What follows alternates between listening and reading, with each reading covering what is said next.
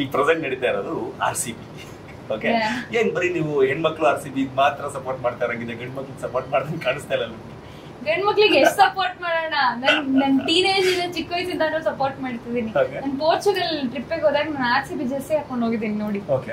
ಬೇರೆ ದೇಶಕ್ಕೆ ಯುರೋಪ್ಗೆ RCB ಜೆರ್ಸಿ ಹಾಕೊಂಡು ವಿಶ್ ಮಾಡಿದ್ದೀನಿ, ಗೆದ್ದೇ ಇಲ್ಲ, ಏನ್ ಮಾಡೋಣ. ಅದಕ್ಕೆ ಈಗ ಸಪೋರ್ಟ್ ಮಾಡ್ತಿಲ್ವಾ?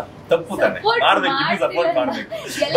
ನೀವೇ ಹುಡುಗ್ರೆ ಎಲ್ಲ ಟ್ರೋಲ್ ಮಾಡ್ತಾ ಇದ್ದೀರಾ, ಇದು RCB ಹೊಸ ಅಧ್ಯಾಯ ಅನ್ನೋದನ್ನ ಎಲ್ಲ ಸಪೋರ್ಟ್. ನಾವ್ ಹೆಂಗ್ ಟ್ರೋಲ್ ಮಾಡ್ತೀವಿ ಅಂತಂದ್ರೆ, ಮ್ಯಾಚ್ ಸೋತಾಗ ಆ ಫ್ರಸ್ಟ್ರೇಷನ್ ಇರುತ್ತಲ್ಲ, ಸೋತ್ ಬಿಡ್ರಲ್ಲ ಅಂತ ರಾತ್ರಿ ಕಳೆದು ಬೆಳಿಗ್ಗೆವರೆಗೂ ಮಾತ್ರ ನಾವು ಟ್ರೋಲ್ ಮಾಡ್ತೀವಿ. ಮತ್ತೆ ನೆಕ್ಸ್ಟ್ ಮ್ಯಾಚ್ ಸ್ಟಾರ್ಟ್ ಆಗೋ ಅಷ್ಟೊತ್ತಿಗೆ ಮಸ್ಟ್ ಅಲ್ರಾಗೆ ಮತ್ತೆ RCB ಅದೇನಾದ್ರು ಆಗಲಿ ನಡಿ ಬರು ಅಂತ.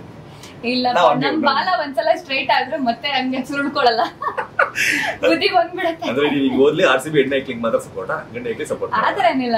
ವಿನ್ ಆಗ್ತಾ ಇದಾರೆ, ಫೈನಲ್ ಬಂದಿದ್ದಾರೆ ಅಂದ್ರೆ ವಾಪಸ್ ಬರ್ತೀವಿ. Okay, RCB team, ladies team win ಆಗಿದೆ, ಅದ್ರ ಬಗ್ಗೆ ನಿಮ್ಮ ಒಪಿನಿಯನ್? ತುಂಬಾ ಒಳ್ಳೆ ಬೆಳವಣಿಗೆ ಅಂತ ನನಗೆ ಅನ್ಸುತ್ತೆ. ವಿಮೆನ್ ಕ್ರಿಕೆಟ್ ಗೆ ಸಿಕ್ಕಿರುವಂತ ಅತಿ ದೊಡ್ಡ ರೆಕಗ್ನಿಷನ್ ಇದು.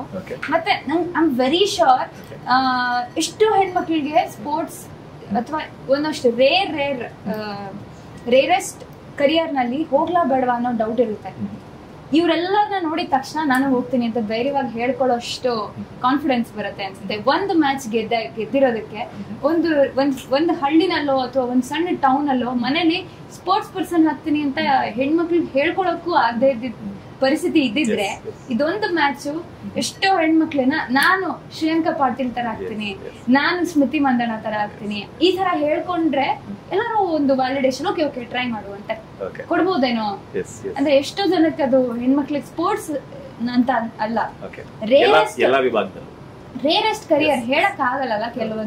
ಒಂದಷ್ಟು ಕರಿಯರ್ ಇದೆ, ಬ್ಯಾಂಕೋ, ಟೀಚರೋ, ಇನ್ನೊಂದು 4-5 ಅದಾದ್ರೆ ಮನೇಲಿ ಈಸಿಯಾಗಿ ಒಪ್ಕೊಂಡ್ಬಿಡ್ತಾರೆ. ಅದು ಬಿಟ್ಟು ಬೇರೆ ಫೀಲ್ಡ್ಗಳ ಕಾಲಿಡೋದಕ್ಕೆ ಕಷ್ಟ ಆಗುವಾಗ ಈ ತರದ ಒಂದು ಗೆಲುವು ಎಲ್ಲಾ ಹೆಣ್ಮಕ್ಳಿಗೂ ಶಕ್ತಿ ಕೊಡುತ್ತೆ.